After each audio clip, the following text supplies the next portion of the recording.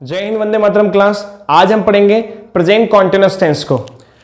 तो आइए देखते हैं प्रेजेंट कॉन्टिन्यूअस टेंस में किस प्रकार के सेंटेंस बनाए जाते हैं, इसका स्पोकन में किस प्रकार यूज किया जाता है। यह अक्सर एग्जाम में भी अक्सर इसके सेंटेंस पूछे जाते हैं, जिसके द्वारा इसको सीखकर हम कई प्रकार के सेंटेंस बनाना सीख सकते हैं। आइए शुरू करते हैं। आइए प्रेजेंट कॉन्टिन्यूअस टेंस को देखते हैं। तो किसी भी चीज को समझने से पहले उसके बारे में जानना जरूरी होता है। तो ये हमारा प्रेजेंट कॉन्टिन्यूअस टेंस है। प्रेजेंट मतलब होता है वर्तमान, कॉन्टिन्यूअस मतलब निरंतर, टेंस मतलब काल। तो प्रेजेंट कॉन्टिन्यूअस टेंस का मतलब होता है निरंतर वर्तमान काल।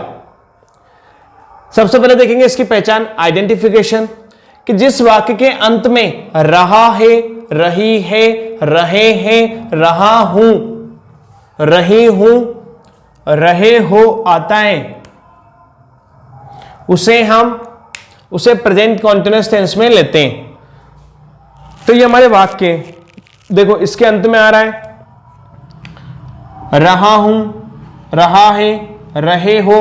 तो वाक्य के अंत में अगर रहा है, रही है, रहे हैं, रहा हूं, रही हूं, रहे हो आता है, उससे प्रेजेंट कॉन्टिन्यूअस टेंस में लेते हैं या प्रेजेंट कॉन्टिन्यूअस टेंस में माना जाता है। हेल्पिंग वर्ब होती है is, am, are. Present continuous tense की हेल्पिंग वर्ब होती है इज, एम, आर। आप लिख तो लेंगे वीडियो को पॉज करके, आप कॉपी भी भर लेंगे, लेकिन जब तक समझेंगे नहीं, जब तक आप बनाना सीखेंगे नहीं, तब तक बनाएंगे कैसे।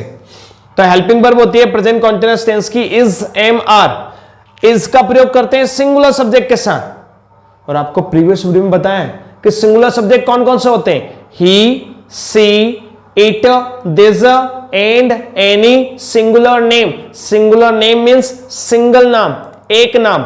जब भी एक नाम की बात करेंगे, एक किसी व्यक्ति के साथ बात करेंगे, एक व्यक्ति के नाम की बात करेंगे, किसी वस्तु के नाम की बात करेंगे, तो जब हम यूज करेंगे इज हेल्पिंग वर्ब का। तो सिंगुलर सब्जेक्ट के साथ is helping verb, I subject के साथ एम हेल्पिंग वर्ब, और प्लूरल सब्जेक्ट के साथ आर हेल्पिंग वर्ब। और प्लूरल सब्जेक्ट आपको बताया कि हमारे जो प्लूरल सब्जेक्ट होते हैं वो होते हैं I, we, you, they and any plural name. तो is helping verb singular subject के साथ, am helping verb I subject के साथ, और are helping verb plural subject के साथ। अब आता है मेन वर्ब।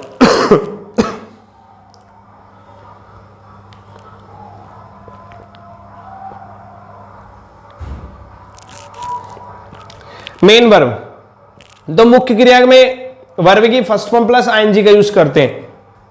जब भी मेन वर्ब की बात होगी तो वर्ब की फर्स्ट फॉर्म प्लस आईएनजी का यूज करेंगे। समझ में आया? ये पहचान हो गई, ये हेल्पिंग वर्ब और ये मेन वर्ब। बस थोड़ी थोड़ी चीजें हैं, बहुत ही आसान होता है, समझ लिया, बनाना सीख गए।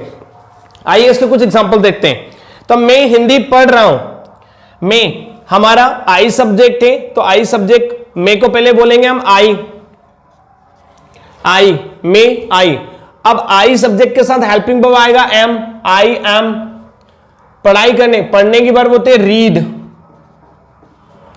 पर इसमें हमारा वर्ब की फर्स्ट फॉर्म प्लस आईएनजी है, तो आई एम रीड, आईएनजी लग जाएगा। आई एम रीडिंग, हिंदी पढ़ रहे हैं तो आई एम रीडिंग हिंदी।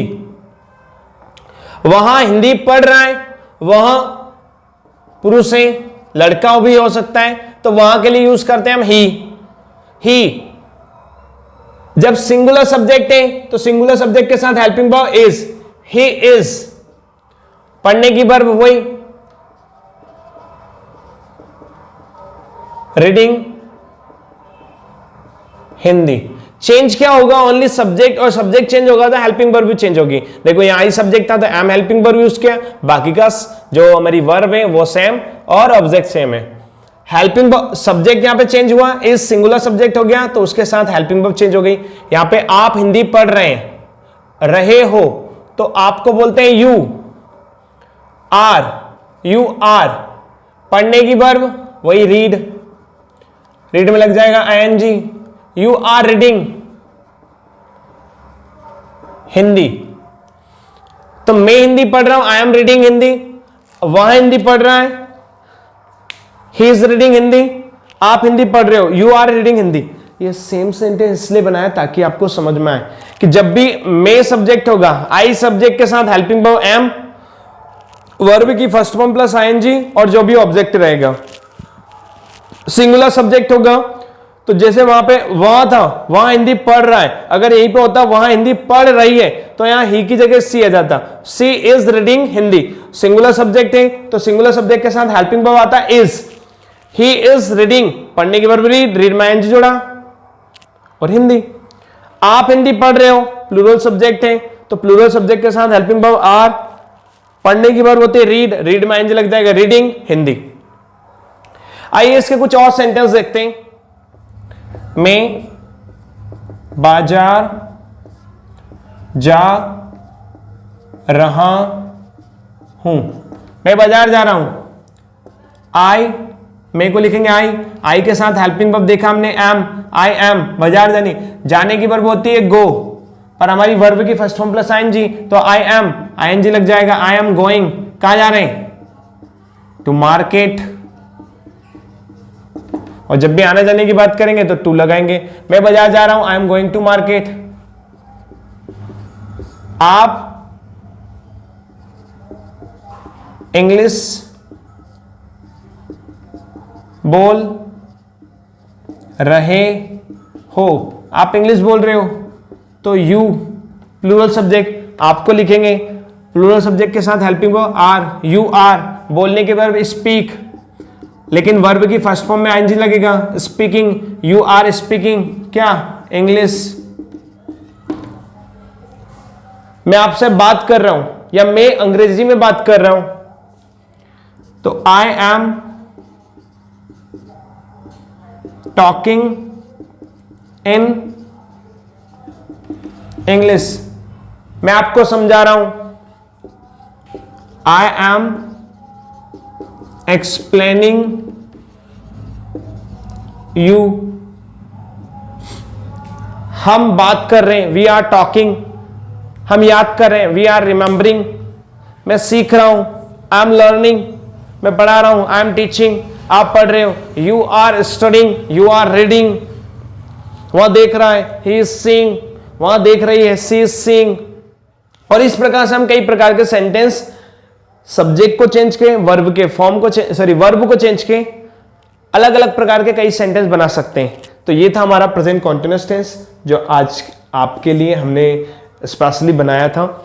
और इसके कुछ सेंटेंस और जो एग्जाम में पूछे जाते हैं वो आपके साथ हम रखेंगे, उनके साथ आपके साथ प्रैक्टिस करेंगे। आज की वीडियो आपको कैसे लगी हमें बताइएगा, और चैनल को अगर आपने सब्सक्राइब नहीं किया तो सब्सक्राइब करिए, शेयर करिए और उन सब लोगों के साथ शेयर करिए जिन्हें एक्चुअल में इस प्रकार के कंटेंट की आवश्यकता है। अपना ख्याल रखिए, मिलते हैं कि नई वीडियो के साथ, तब तक के लिए ख्याल रखिएगा। जय हिंद, वंदे मातरम।